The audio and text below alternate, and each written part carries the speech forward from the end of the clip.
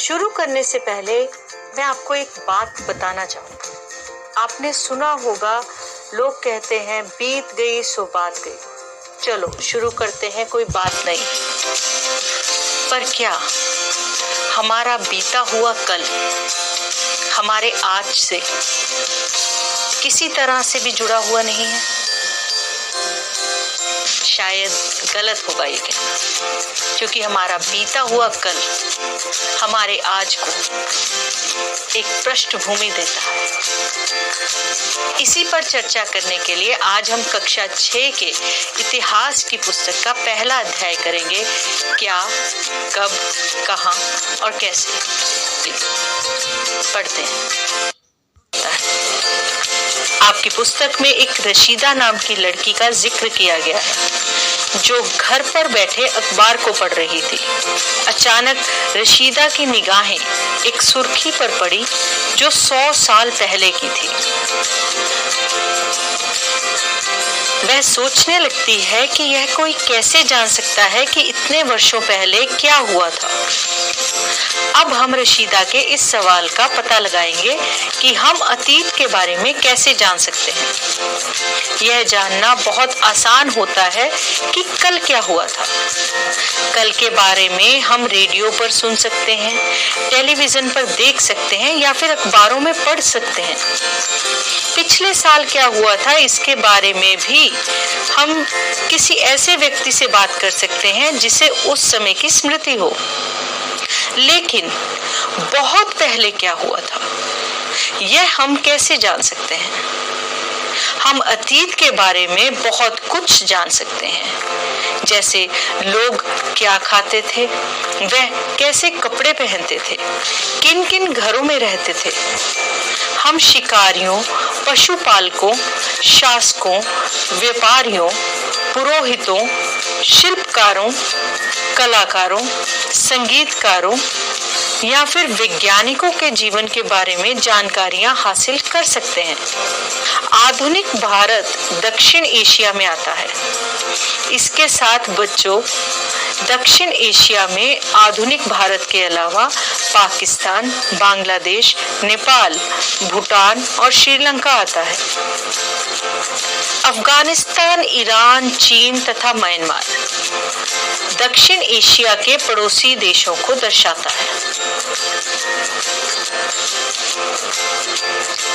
दक्षिण एशिया एक महाद्वीप से छोटा है, लेकिन विशालता तथा बाकी एशिया से समुद्रों, पहाड़ियों तथा पर्वतों से बटे होने के कारण इसे उपमहाद्वीप कहा जाता है। अब हम यह पता लगाएंगे कि प्राचीन काल में कई लाखों वर्ष पहले लोग कहाँ रहते थे, किन फसलों को उपजाते थे, किन पशुओं को पालते थे और लोगों ने कौन कौन से नए नगर बसाए थे। आपकी पुस्तक में भारत के मानचित्र को दर्शाया गया है। इस मानचित्र में भारत में बहने वाली नदियों तथा पर्वत श्रृंखलाओं को दर्शाया गया है। आपकी पुस्तक में दिए गए मानचित्र में नर्मदा नदी के बारे में बात करेंगे। नर्मदा नदी को रीवा नदी के नाम से भी जाना जाता है। इससे पहले नर्मदा नदी का नाम नर्बुदा था। नर्मदा नदी भारत के मध्य में बहती है। नर्मदा नदी को मध्य प्रदेश और गुजरात की जीवन रेखा भी कहा जाता है। कई लाख वर्ष पहले लोग इस नदी के किनारे पर रहते थे। यहाँ पर रहने वाले आरंभिक लोगों में से कुछ कुशल संग्राहक थे, जो आसपास के जंगलों की विशाल संपदा से परिचित थे। अपने भोजन के लिए ये लोग जड़ों, फलों तथा जंगल के अन्य उत्पादों का संग्रह किया करते थे। यहाँ के लोग जंगलों में शिकार भी किया करते थे। अब हम मानचित्र में दिए गए उत्तर पश्चिम की सुलेमान और किरथर पहाड़ियों की बात करेंगे। सुलेमान पर्वत दक्षिण पूर्वी अफगानिस्तान और पश्चिमी पाकिस्तान के बलूचिस्तान प्रांत के उत्तर भाग में स्थित एक प्रमुख पर्वत श्रृंखला है। सुलेमान पर्वत ईरान के पठार का पूर्वी छोर है और भौगोलिक रूप से उसे भारतीय उपमहाद्वीप से विभाजित करते हैं। इस श्रृंखला के सबसे प्रसिद्ध शिखर बलूचिस्तान में स्थित हैं। सुलेमान श्रृंखला से क्षेत्र की दो मुख्य नदियां निकलती हैं, डोरी नदी और गोमल नदी। किरथर पर्वत सिंध तथा बलूचिस्तान में झालावान क्षेत्र की सीमा पर स्थित एक पर्वत श्रेणी है। इसी क्षेत्र में कुछ ऐसे स्थान हैं जहां 8000 वर्ष पूर्व यहाँ के लोगों ने सबसे पहले गेहूं तथा जौ जैसी फसलों को उपजाना आरंभ किया। इन लोगों ने भेड़, बकरी और गाय, बैल जैसे पशुओं को पालना शुरू किया। यह लोग अक्सर गांव में रहते थे। अब हम मानचित्र के उत्तर पूर्वी में गारो पहाड़ियां और मध्य में विंध्य पहाड़ियों पर चर्चा करेंगे। गारो पर्वत भारत के मेघालय राज्य में छोटे पहाड़ों की श्रृंखला है, जिसके अंतर्गत मेघालय के 3 जिले आते हैं, पूर्वी, पश्चिमी और दक्षिणी गारो हिल्स। यह मेघालय में गारो खासी श्रृंखला का हिस्सा है। यहाँ मुख्य रूप से आदिवासी बसते हैं, जिनमें से मुख्यतः गारो लोग हैं। शिलोंग मेघालय की राजधानी इन्हीं पर्वतों में स्थित है। विंध्याचल पर्वत श्रृंखला भारत के पश्चिम मध्य में स्थित प्राचीन गोलाकार पर्वतों की श्रृंखला है, जो भारत उपखंड को उत्तरी भारत व दक्षिणी भारत में बांटती है। विंध्याचल का मतलब है विंध्य जमा आंचल, विंध्य पर्वत। यह ऐसे क्षेत्र थे जहां कृषि का विकास हुआ, जहां सबसे पहले चावल उपजाया गया। वे स्थान विंध्य के उत्तर में स्थित हैं। अब हम मानचित्र में दी गई सिंधु नदी और उसकी सहायक नदियों पर चर्चा करेंगे। सहायक नदियां उन्हें कहते हैं जो नदी एक बड़ी नदी में मिल जाती है। सिंधु नदी एशिया की सबसे बड़ी नदियों में से एक है। यह पाकिस्तान, भारत में जम्मू और कश्मीर और चीन, जिसमें पश्चिमी तिब्बत शामिल है, उसके माध्यम से बहती है। सिंधु नदी का उद्गम तिब्बत के मानसरोवर के निकट सिनका बाबा नामक जलधारा माना जाता है। यहाँ से यह नदी तिब्बत और कश्मीर के बीच बहती है। नंगा पर्वत के उत्तरी भाग से घूमकर यह दक्षिण पश्चिम में पाकिस्तान के बीच से गुजरती है और फिर जाकर अरब सागर में मिल जाती है। इस नदी का ज्यादातर अंश पाकिस्तान में ही प्रवाहित होता है। यह पाकिस्तान की सबसे लंबी नदी और राष्ट्रीय नदी है। सिंधु की 5 उपनदियां हैं। इनके नाम हैं वितस्ता, चंद्रभागा, इरावती, विपासा, शत्रु, जिसे सतलुज के नाम से भी जाना जाता है। ये 5 उपनदियां हैं। इनमें शत्रु सबसे बड़ी उपनदी है। सतलुज नदी पर बना भाखड़ा नंगल बांध के द्वारा सिंचाई एवं विद्युत परियोजना को बहुत सहायता मिली है। इसकी वजह से पंजाब एवं हिमाचल प्रदेश में खेती ने वहां का चेहरा ही बदल दिया है। यहाँ जो हम पंजाब के हिस्से की बात कर रहे हैं, ये वो पंजाब है जो भारत में है। वितस्ता, जिसे झेलम के नाम से भी जाना जाता है, इस नदी के किनारे श्रीनगर स्थित है। इन नदियों के किनारे 4700 वर्ष पूर्व कुछ आरंभिक नगर फले फूले भी। अब हम मानचित्र में दी गई गंगा नदी और उसकी सहायक नदी सोन नदी पर चर्चा करेंगे। गंगा भारत की सबसे महत्वपूर्ण नदी है। यह भारत और बांग्लादेश की दूरी तय करती हुई उत्तराखंड में हिमाचल से लेकर बंगाल की खाड़ी के सुंदरबन तक विशाल भूभाग को सींचती है। देश की प्राकृतिक संपदा ही नहीं, जन मन की भावनात्मक आस्था का आधार भी गंगा नदी में छिपा है। सामाजिक, साहित्यिक, सांस्कृतिक और आर्थिक दृष्टि से अत्यंत महत्वपूर्ण गंगा का यह मैदान अपनी घनी जनसंख्या के कारण भी जाना जाता है। सोन नदी भारत के मध्य भाग में बहने वाली एक नदी है। यमुना के बाद यह गंगा नदी की दक्षिणी उपनदियों में से सबसे बड़ी नदी है। यह मध्य प्रदेश के अनूपपुर जिले में अमरकंटक के पास उत्पन्न होती है, जो विंध्याचल पहाड़ियों में नर्मदा नदी के स्रोत स्थल से पूर्व में स्थित है। यह उत्तर प्रदेश और झारखंड राज्यों में गुजरकर बिहार के पटना जिले में गंगा नदी में विलय हो जाती है। गंगा व इसकी सहायक नदियों के किनारे तथा समुद्र के तट के इलाकों में नगरों का विकास लगभग 2500 वर्ष पूर्व हुआ। गंगा के दक्षिण में इन नदियों के आसपास का चित्र प्राचीन काल में मगध के नाम से जाना जाता था, जिसको आज हम बिहार के नाम से जानते हैं। इस क्षेत्र के शासक बहुत शक्तिशाली होते थे। अब हम बात करेंगे कि हमारे देश का नाम इंडिया या भारत कैसे पड़ा। इंडिया शब्द इंडस से निकला है, जिसे संस्कृत में सिंधु कहा जाता है। लगभग 2500 वर्ष पूर्व उत्तर पश्चिम की ओर से आने वाले ईरानी और यूनानियों ने सिंधु को हिंदौस अथवा इंदौस और इस नदी के पूर्व में स्थित भूमि प्रदेश को इंडिया कहा। भारत नाम का प्रयोग उत्तर पश्चिम में रहने वाले लोगों के एक समूह के लिए किया जाता था। इस समूह का उल्लेख संस्कृत की आरंभिक कृति ऋग्वेद में मिलता है। ऋग्वेद में मिलता है। अब हम बात करेंगे कि हम अतीत की जानकारी कैसे प्राप्त कर सकते हैं। इनमें से एक तरीका अतीत में लिखी गई पुस्तकों को ढूंढना और पढ़ना है। यह पुस्तकें हाथ से लिखी होने के कारण पांडुलिपि कही जाती हैं। अंग्रेजी में पांडुलिपि के लिए प्रयुक्त होने वाला मेन्यूस्क्रिप्ट शब्द लैटिन शब्द मेन्यू, जिसका अर्थ हाथ से निकला है।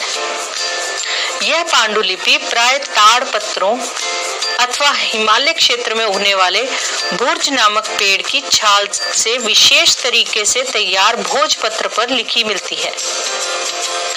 ताड़ पत्रों से बनी पांडुलिपि का एक पृष्ठ आपकी पुस्तक में दर्शाया गया है।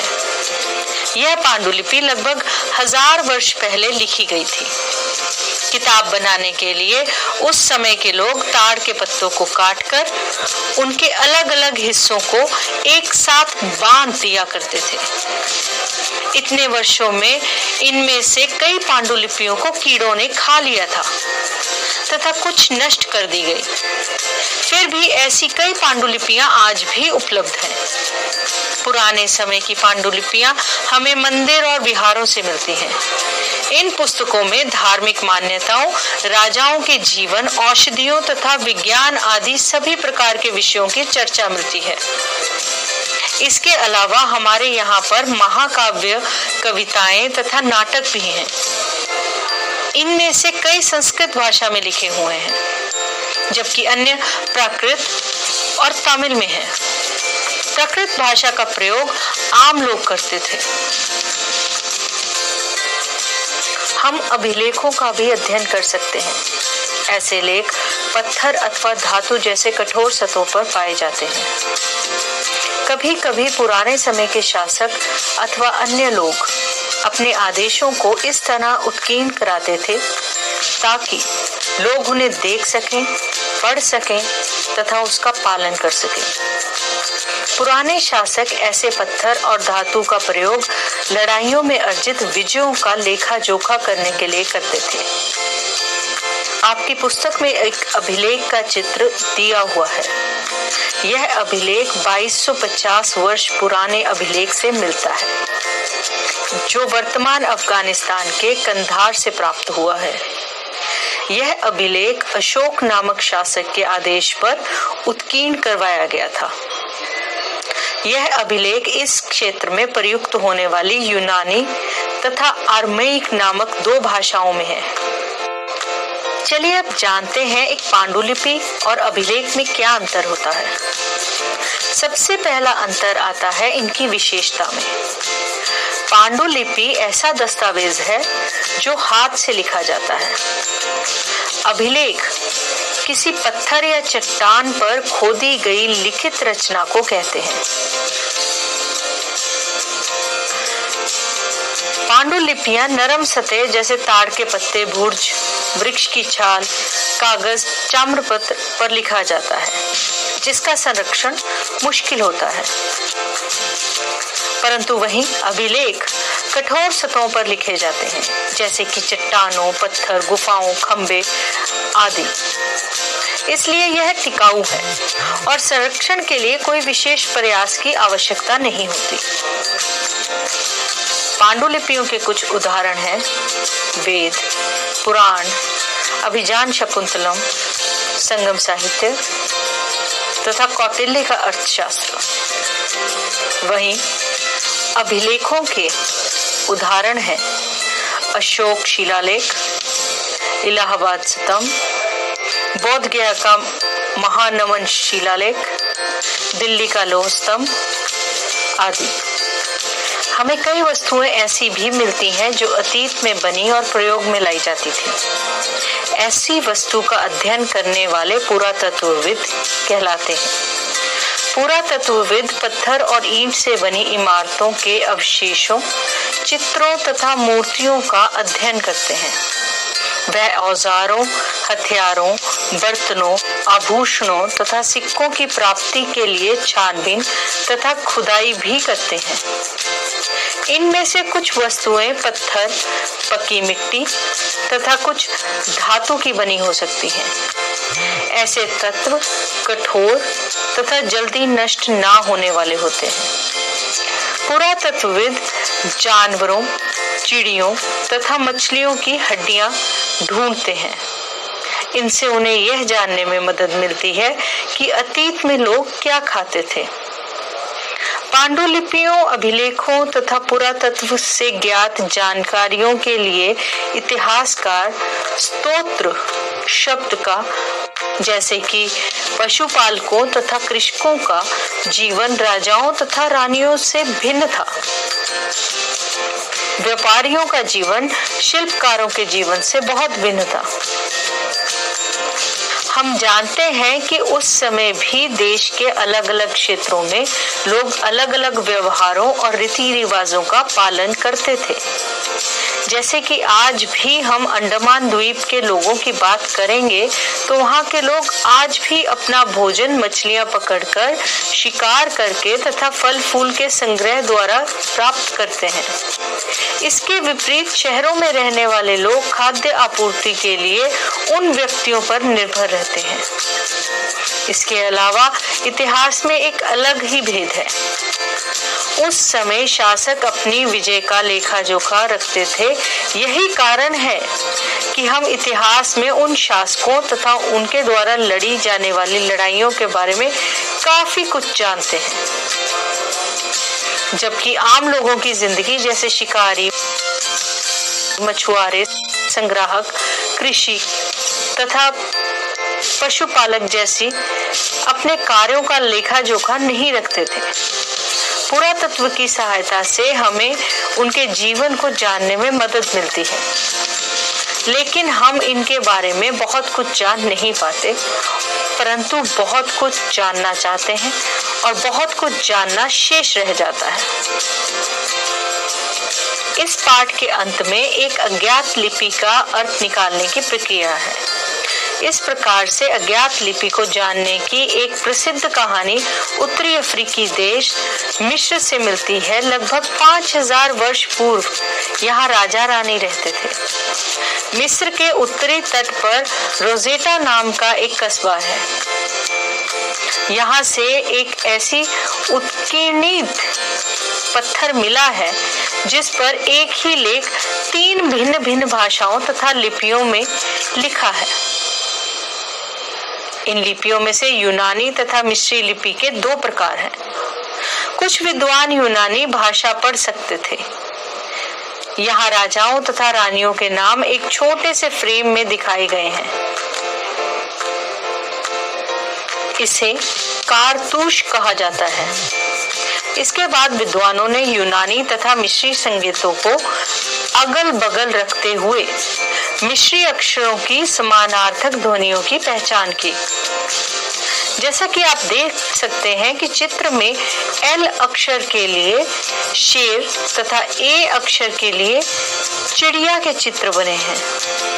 एक बार जब उन्होंने यह जान लिया कि विभिन्न अक्षर किन के लिए प्रयुक्त हुए हैं, तो वह आसानी से अन्य अभिलेखों को भी पढ़ सकते थे। हमारी चर्चा का विषय आज यहीं समाप्त होता है।